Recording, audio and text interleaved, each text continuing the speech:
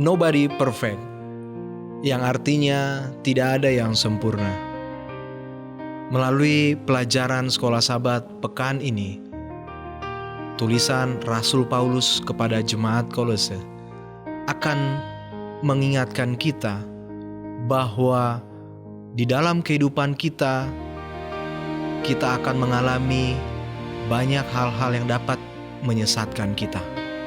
Karena itu, marilah kita tetap memiliki iman yang teguh dengan belajar firman Tuhan, memiliki hikmat dan pengetahuan akan Tuhan yang benar. Maka itu akan menjadikan kita umat-umat Tuhan yang selalu berakar di dalam Kristus dan memiliki iman yang teguh sampai kedatangan Tuhan yang kedua kali.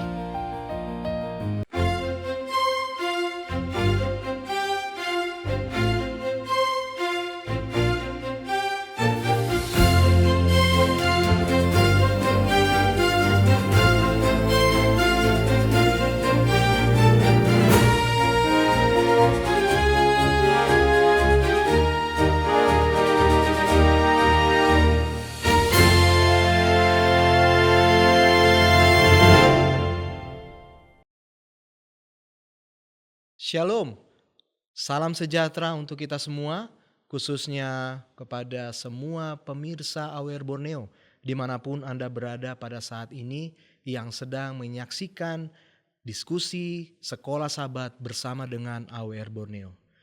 Tentunya kita puji Tuhan oleh karena berkat kasih kemurahan Tuhan kepada kita, hingga kita boleh kembali sama-sama belajar Sekolah Sabat, dan pada saat ini kita sudah masuk ke dalam pelajaran yang ke-10.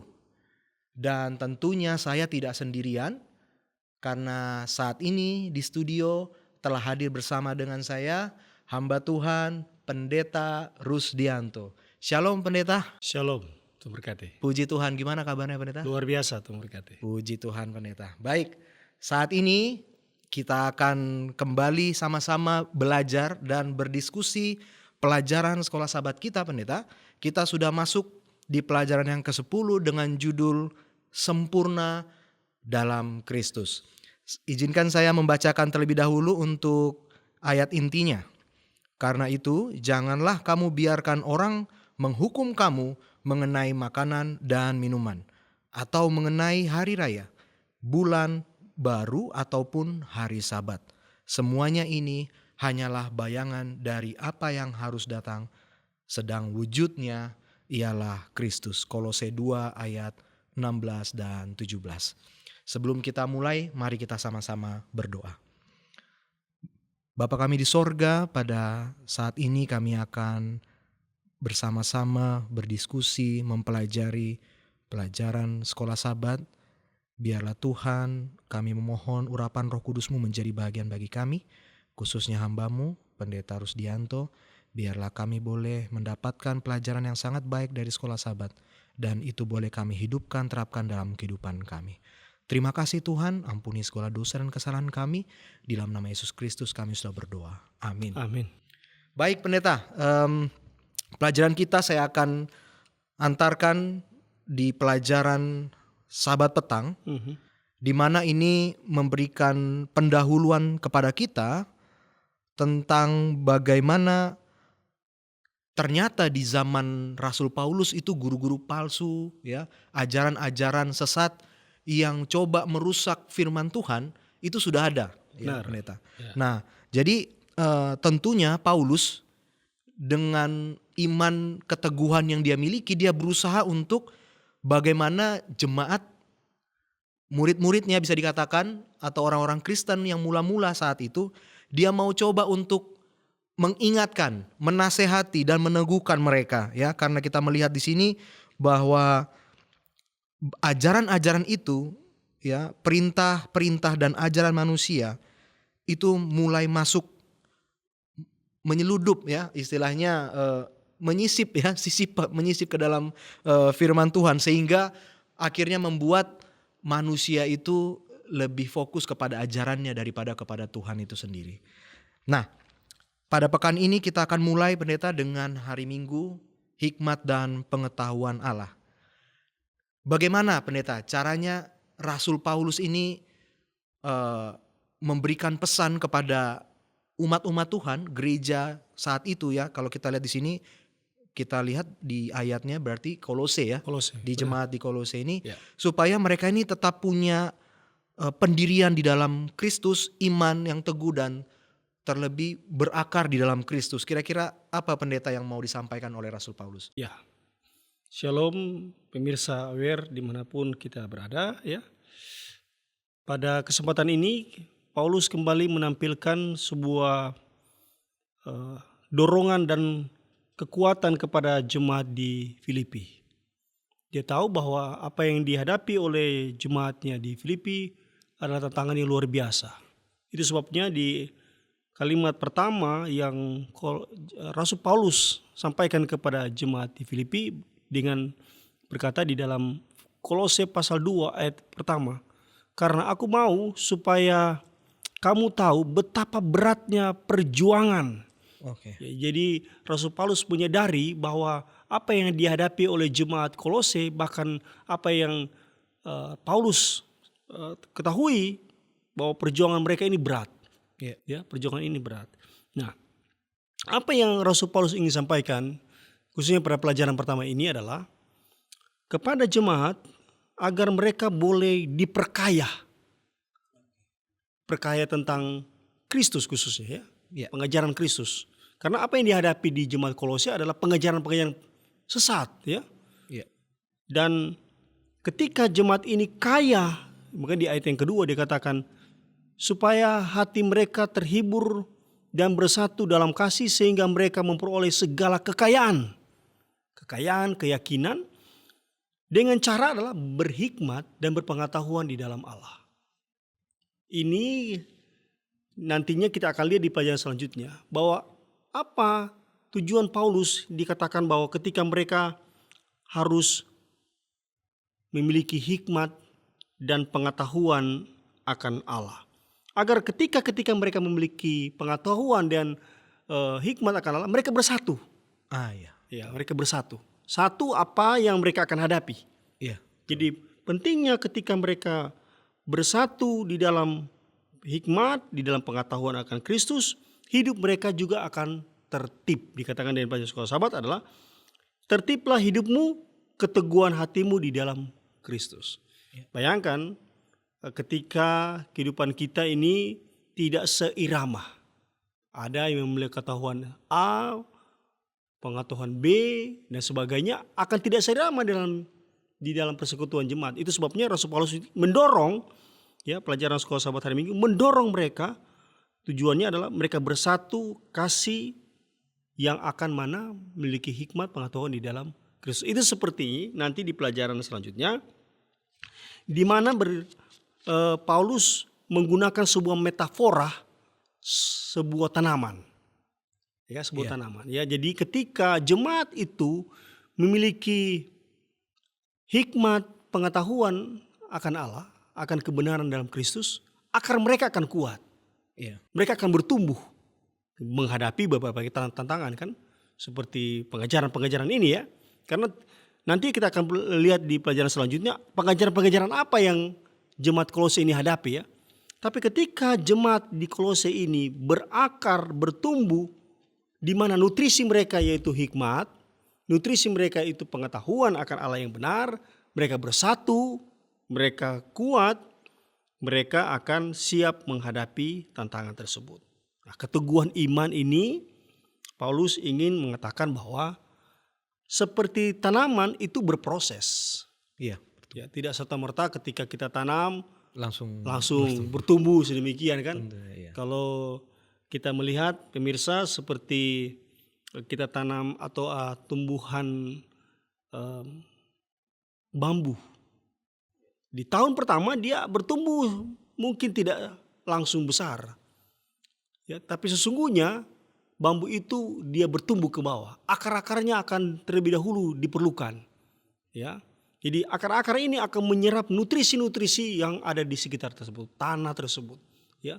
Sehingga ketika dia bertumbuh besar, tinggi, dia tidak akan khawatir untuk goyah ataupun akan roboh karena dia sudah punya Punya akar. akar yang kuat. Nah, akar yang kuat ini didapati ketika mereka memiliki nutrisi gizi tentang hikmat pengetahuan tentang Allah. Ya, kalau mereka memiliki pengajaran yang benar, mereka akan tetap teguh di dalam iman kepada Kristus. Seperti itu.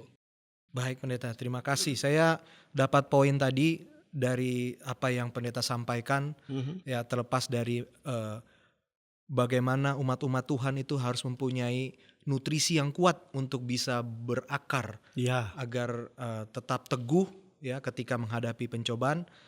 Dan salah satu poin yang saya dapat tadi yang saya note adalah bersatu tadi ya. ya, Jadi Paulus itu cuma bukan hanya supaya orang-orang Kristen, orang-orang percaya di Kolose itu mengenali ajaran-ajaran palsu. Karena kalau kita tahu ajaran palsu berarti ada ajaran asli ya. betul. Asli ada palsu Ya. ada asli. Jadi tetapi juga untuk bersatu, pelajaran sekolah sahabat kita bilang ya di sini. Sehingga mereka bisa bertumbuh di dalam Kristus. Itu pelajaran kita di hari Senin. Tadi pendeta sudah Betul. sampaikan. Ya.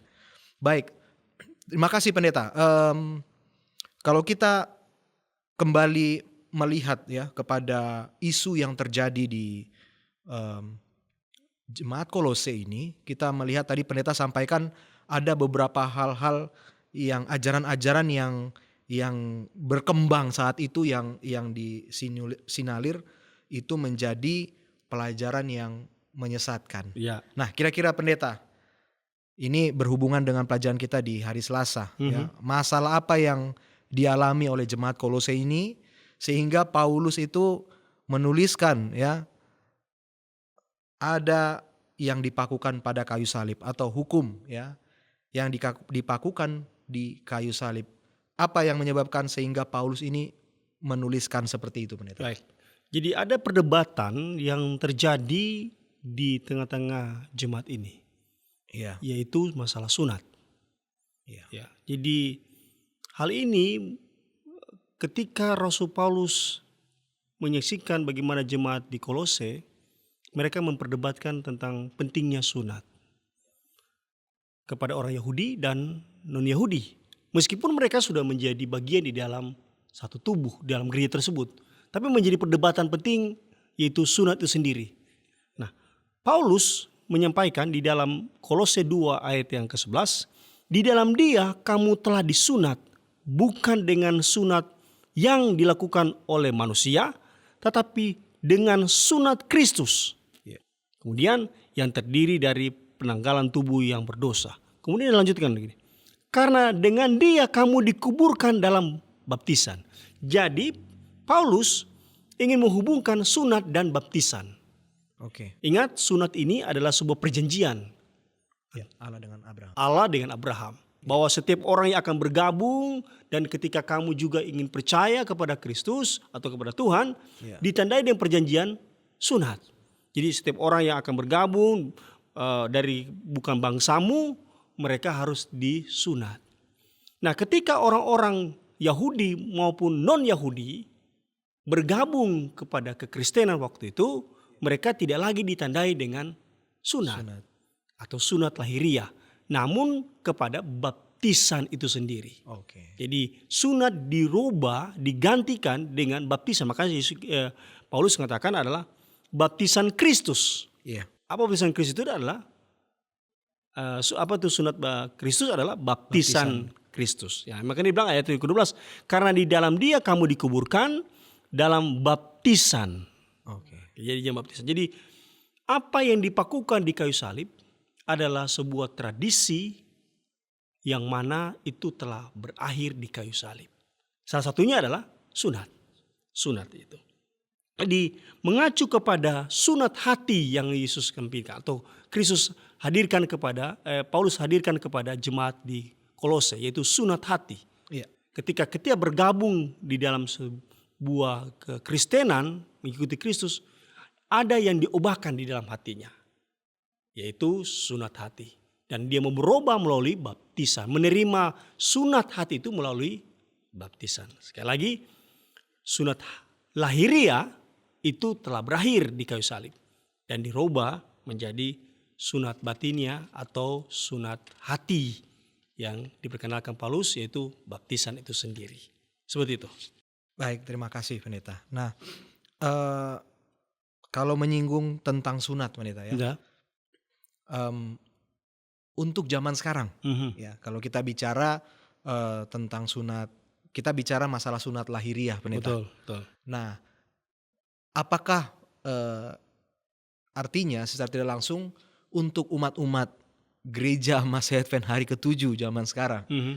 apakah perlu juga menjalankan sunat Sunat. lahiriah itu pendeta? Oke. Atau kira-kira ada dari segi sudut pandang apa Diperlukan. diperlukan sunat itu kira-kira pendeta? Baik.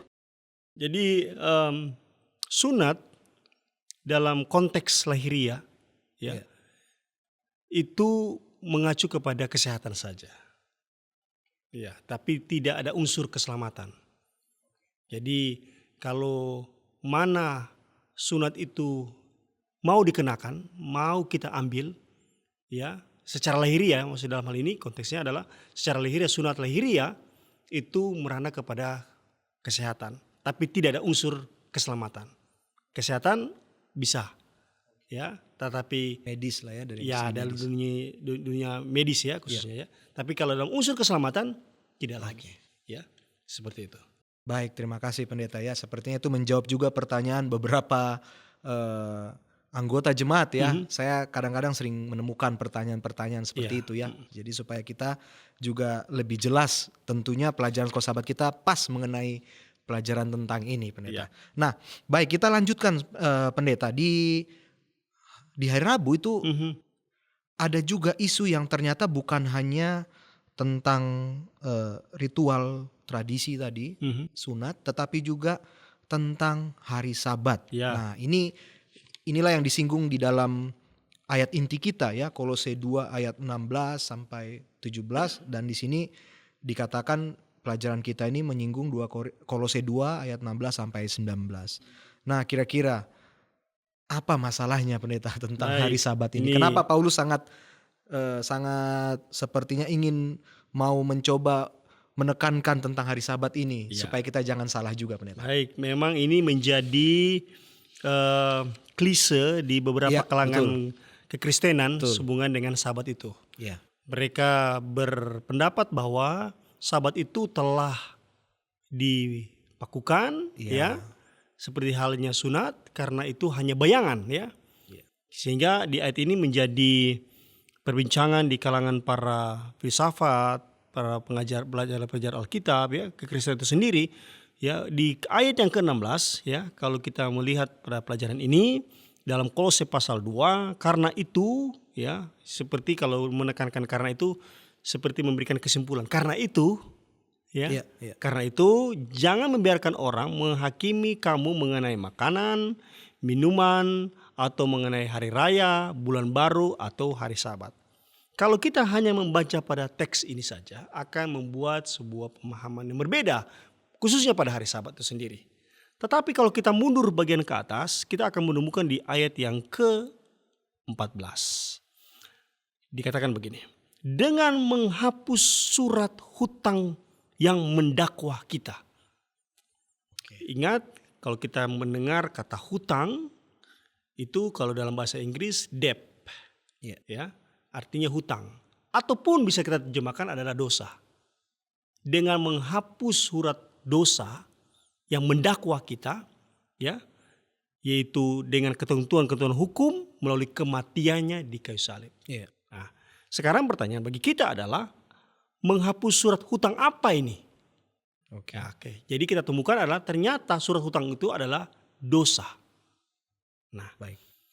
di sini kita temukan bahwa bagi orang Israel ketika mereka melakukan setiap ritual dalam pengampunan dosa, ketika dia bersalah kan ada dakwah nih, Iya. hukuman, maka mereka mengadakan ritual-ritual, hukum-hukum upacara, ya, itu yang mereka lakukan dalam menghapus dakwaan tersebut. Nah, surat-surat tersebut atau hukum-hukum tersebut adalah melambangkan kepada Kristus. Salah satunya adalah upacara harian, domba, Paskah dan sebagainya, itu yang wujudnya adalah Kristus. Kristus. Iya. Ya, hari Kristus. Bagi orang Israel, setiap upacara-upacara yang penting bagi mereka ada disebut dengan Sabat. Perayaan-perayaan Sabat. Tetapi itu bukan Sabat dalam hukum Tuhan. Berbeda. Oke. Jadi Sabat sesungguhnya itu perhentian. Jadi setiap ada upacara yang mereka akan adakan, mereka berhenti. Iya. Yang disebut Sabat. Atau bulan baru. Atau hari raya-hari raya. Kan makanya di dalam pelajaran kita, di khususnya firman Tuhan di dalam Kolose 2 ayat 16 dikatakan mengenai hari raya, bulan baru atau jadi bulan baru, hari raya, hari Sabat itu bukan ajaran-ajaran ketentuan tradisi dari orang-orang Israel. Dan ini semua adalah lambang. Nah, ketika Kristus datang pertama kali, dia mati di kayu salib, dia menghapus ini semua. Termasuk adalah acara atau hari raya Sabat orang Israel. Bukan Sabatnya Tuhan yang tertuang dalam Dekalog atau 10 hukum Allah itu sendiri. Yang di dalam hukum yang keempat. Jadi hari Sabat bagi orang Israel, hari Sabat Israel itu bayangan, upacara-upacara Israel itu adalah bayangan hari raya baru. Dan makanan-makanan ya bagi orang Israel itu adalah bayangan yang wujudnya kepada Kristus. Jadi apa yang dihadapi oleh jemaat di Kolose seperti itu. Ya, termasuk adalah perayaan-perayaan atau upacara-upacara tersebut. Ya, upacara-upacara yang mana orang Israel telah lakukan, sudah berhenti kata Paulus. Berhenti, tidak lagi kita memperdebatkan ini. Ya, sesungguhnya Kristuslah wujud dari semua upacara-upacara ini. Seperti itu. Baik, terima kasih pendeta. Mungkin sedikit pendeta, pandangan saya mewakili pandangan anggota jemaat yang Betul. awam pendeta Ya. Kalau saya kembali melihat dari permulaan ayat ini dibilang, karena itu janganlah kamu biarkan orang menghukum kamu. Ini sesuai dengan pertanyaan di paling bawah. Dia bilang begini pendeta. Ya. Meskipun hari Sabat hari ke-7 tidak menjadi permasalahan dalam konteks ini, bagaimanakah Anda dapat menerapkan nasihat Paulus untuk tidak menghakimi orang lain? Nah, mungkin dalam praktisnya pendeta ya. Kita coba sedikit aplikasikan di dalam kehidupan kita. Anggaplah kita sesama umat-umat Tuhan gereja Masa Advent hari ke-7. Terkadang pendeta ya, saya melihat ada anggota jemaat yang mungkin ya melakukan sesuatu di hari Sabat yang menurut prinsip kita mungkin ya di dalam hari Sabat, itu dilarang gitu. Oh, tidak boleh melakukan itu ya. Tidak boleh, ini kan hari Sabat, tidak boleh ya. Nah, pandangan awam saya pendeta, apakah ayat ini bermaksud juga untuk supaya sesama kita, apa hak kita untuk menghakimi sesama kita anggota jemaat juga yang mungkin secara tidak kesengajaan mungkin bisa dikatakan pendeta, atau mungkin dia terpaksa harus melakukan itu atau bagaimana keadaannya gitu ya. Nah, kira-kira pendeta, apakah kita bisa aplikasikan ayat ini ke dalam itu? Iya, tidak boleh menghakimi sesama. Kira-kira pendeta. Baik, terima kasih pertanyaan yang bagus, saudara, di mana kita ketika melihat kekudusan Sabat. Iya. Jadi ketika kita melihat Sabat ini sebagai gambaran kita menghormati Dia. Iya. Jadi Sabat itu bagaimana kita menghormati Dia. Bagi orang Israel ketika mana dihadirkan selama 40 tahun, Tuhan memberikan kepada mereka bagaimana mereka menghormati Dia. Ketika pada hari yang ke-7 mana tidak ada. Oke. Dan kalau kamu cari keluar, kamu tidak akan menemukan mana itu. Kita menghormati Dia, mendengar perintah itu. Jangan buat lagi yang lain pada hari Sabat itu. Tapi konteks yang untuk menghakimi berbeda untuk melihat tentang Sabat. Bagi orang Yahudi, melihat Sabat itu sebagai beban. Sehingga ketika ada hal yang dilakukan pada hari Sabat itu menjadi penghakiman atas dia. Iya, betul. Gitu. Jadi sesungguhnya Sabat itu membawa sukacita. Seharusnya. Demikian Yesaya 58. Iya. Barang siapa menyebut hari-hari Sabatku sebagai hari kesukaan, hari kenikmatan, ya gitu. Iya. Jadi sesungguhnya ketika kita merasakan Sabat itu harus penuh dengan sukacita, bukan untuk menghakimi. Oke. Tapi dalam konteks yang dihadapi oleh jemaat Kolose adalah bagaimana mereka mencegah ajaran-ajaran sesat ini sehubungan dengan Sabat. Jadi satu sisi, Sabat itu tidak ada lagi karena sudah dipakukan. Jadi free, kita bebas. Ketika kebebasan itu, kita tidak lagi bisa melakukan sesuatu. Satu sisi, karena hari Sabat tidak bisa melakukan hari Sabat. Oh tidak, ini sudah free. Sehingga Paulus bilang tidak lagi boleh menghakimi atau kita boleh menghakimi tentang seorang tentang hari Sabat. Jadi kita harus pilih konteksnya ketika hari Sabat menjadi pemeliharaan untuk menghormati Tuhan dengan Sabat bagi orang Yahudi untuk yang dipakukan. Jadi saya harap pemirsa bisa memahami tentang bagaimana kita tidak menghakimi seseorang tentang hari Sabat. Iya. Tapi di satu sisi bahwa hari Sabat orang Yahudi telah tiada. Kita harus katakan, oh tidak, hari Sabat bagi orang Yahudi itu telah tiada. Bagi penyesat-penyesat mengatakan, oh Sabat itu sudah tidak ada lagi. Maka kita akan berdiri di depan mengatakan Sabat itu bukan Sabat Tuhan. Kita belajar untuk membentengi diri kan. Tetapi ketika kita masuk kepada Sabat Kristus, kita menghormati setiap pilihan Dia untuk tidak memelihara hari Sabat. Ya, boleh ya kita pilih di sini ya. Iya. Yang pertama, kita tekankan adalah ketika penyesat-penyesat ini mengatakan bahwa hari Sabat itu telah dipakukan, ditiadakan, itu semua bayangan, maka kita harus berdiri. Seakan-akan kita jadi hakim, mengatakan, oh tidak, ini hari Sabat bukan Sabat Tuhan. Ini Sabat orang Yahudi atau yang mana Sabat upacara.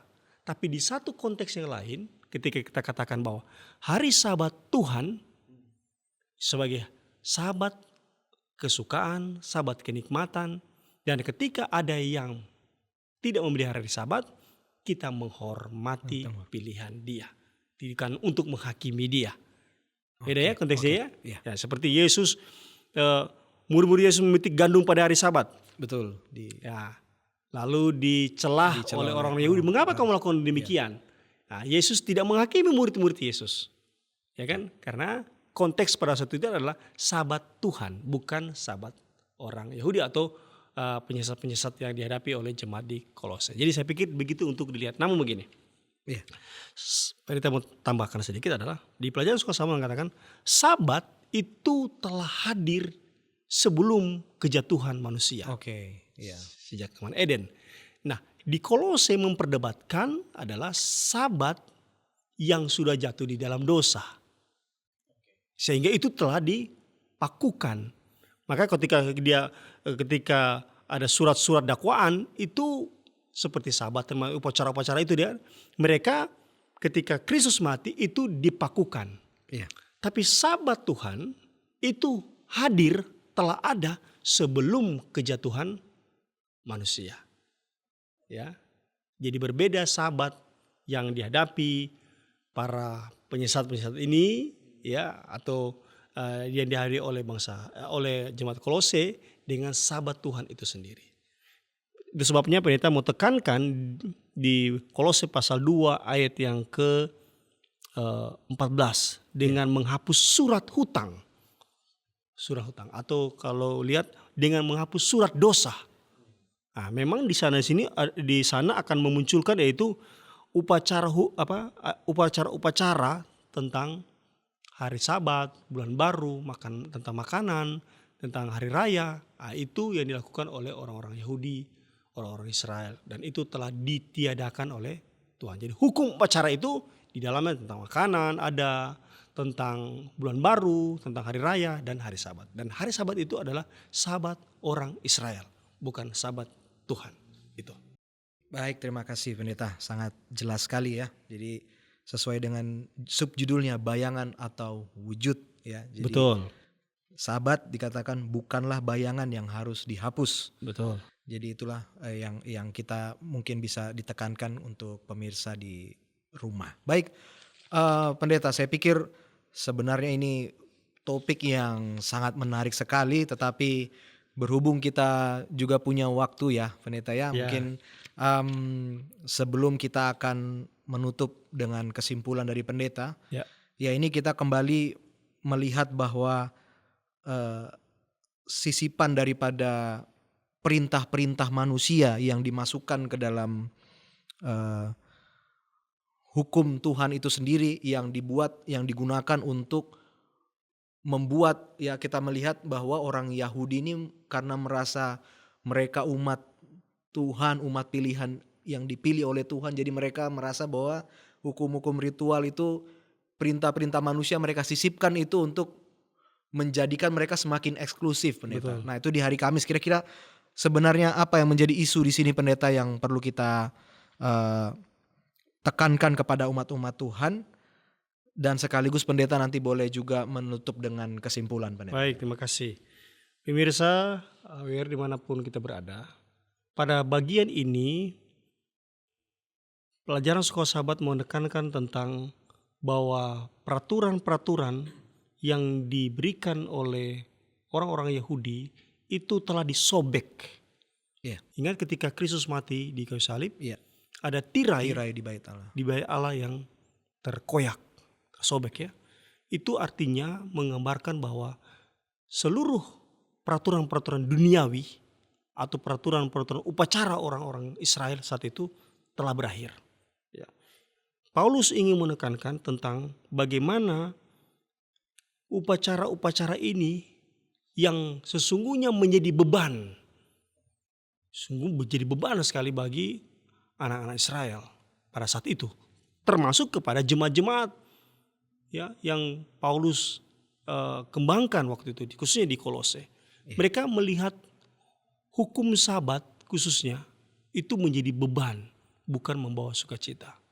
Itu sebabnya kalau kita melihat Kolose 2 ayat yang ke-20 ya, apabila kamu telah mati bersama-sama dengan Kristus dan bebas dari roh-roh dunia, mengapa kamu melakukan dirimu pada berbagai peraturan-peraturan seolah-olah kamu masih hidup di dunia ini, padahal sesungguhnya Kristus telah bebaskan engkau. Nah, dari keseluruhan pelajaran ini, Pendeta mau coba mengangkat pelajaran ke-6 dan pelajaran ke-10. Pelajaran ke-6 berbicara tentang percaya sepenuhnya kepada Kristus. Iya. Ya, mengenal Kristus. Kemudian pelajaran ke-10 adalah sempurna di dalam Kristus. Ketika kita percaya kepada Kristus, menyempurnakan pengenalan kita kepada Kristus. Nah, ketika kita sempurna di dalam Kristus, kita akan senantiasa siap menghadapi berbagai kondisi filsafat ataupun pengajaran-pengajaran. Ingat, sekarang pengajaran-pengajaran saat ini dibungkus sedemikian rupa sehingga memecah belah di dalam jemaat itu sendiri. Itu sebabnya kalau kita lihat di pelajaran terakhir menekankan tentang tradisi dan filsafat untuk merusak iman di dalam kekristenan dewasa ini melalui kritik di dalam jemaat. Berkembang, kenapa demikian, kenapa demikian. Ya, di mana kekristenan muncul banyak pengajaran seperti evolusi, panteisme, spiritisme itu sangat gencar di dunia kekristenan. Bahkan saat ini. Itu sebabnya melalui pelajaran ini sekali lagi mendorong kita sekali lagi kesempurnaan di dalam Kristus. Bagaimana kita memiliki pengetahuan yang benar yang berbasis berpedoman kepada firman Dia, firman Tuhan itu sendiri. Itu. Baik, terima kasih Pendeta. Jadi poin yang saya dapat sebagai kesimpulan Pendeta bahwa pentingnya kita tetap memiliki hikmat dan pengetahuan tentang Allah supaya kita juga bisa memilah mana ajaran yang memang betul-betul sesuai dengan iman kita ya, dan juga mana ajaran-ajaran justru yang malah menjadikan beban buat kita ya Pendeta ya. Betul Dan sekali. itu semua supaya kita bisa tetap intinya wujudnya itu kepada Kristus. saja. Iya, benar sekali. Baik, saya pikir itulah pelajaran kita Pendeta pada pelajaran yang ke-10 ini kita berharap semoga pemirsa WR Borneo di rumah boleh semakin mengerti dan juga mendapatkan pelajaran yang sangat baik dari pembahasan kita bersama dengan hamba Tuhan di sini, Pendeta Rusdianto. Sekali lagi terima kasih Pendeta Sama-sama. untuk kesempatannya dan untuk pelajaran yang sangat baik, kita boleh berdiskusi. Amin. Nanti kita boleh bertemu lagi di lain waktu. Untuk Siap. itu Pendeta, boleh Pendeta menutup diskusi kita dengan doa. Baik, pemirsa WR dimanapun kita berada, kita akhiri pertemuan diskusi kita pada saat ini dengan berdoa. Mari kita tunduk kepala, kita berdoa. Allah Bapa kami di sorga, sumber hikmat dan pengetahuan. Terima kasih untuk pelajaran yang luar biasa boleh kami ketahui. Untuk kami boleh bersatu dalam iman dan pengharapan yang sama yang berpedoman pada firman-Mu. Ketika jemaat demi jemaat menghadapi berbagai kondisi iman mereka, Tuhan tolong kami agar kami boleh bersatu dalam tujuan yang sama, mengenal Kristus. Ketika kami mengenal Kristus seutuhnya, kesempurnaan akan kami peroleh karena Kristus ada di dalam hati kami. Tolong kami ya Tuhan dengan pelajaran ini, agar kami boleh berakar dan bertumbuh juga di dalam Kristus, menghadapi berbagai tantangan iman dan pengharapan kami. Terima kasih ya Tuhan, pada kesempatan ini kami boleh belajar bersama dan melalui pekerjaan Roh Kudus boleh menilik hati kami untuk boleh dikuatkan dan diteguhkan dalam iman Yesus Kristus. Mau berdoa untuk seluruh pemirsa AWR dimanapun berada, biarlah berkat sorga, sukacita dan damai sejahtera menjadi bagian kami semua. Inilah doa permohonan kami Tuhan, di dalam nama Yesus Tuhan dan Juru Selamat kami berdoa. Amin. Amin. Demikian diskusi Sekolah Sahabat kita. Kita akan kembali bertemu di pelajaran Sekolah Sahabat berikutnya. Shalom dan Tuhan memberkati kita semua. Amin.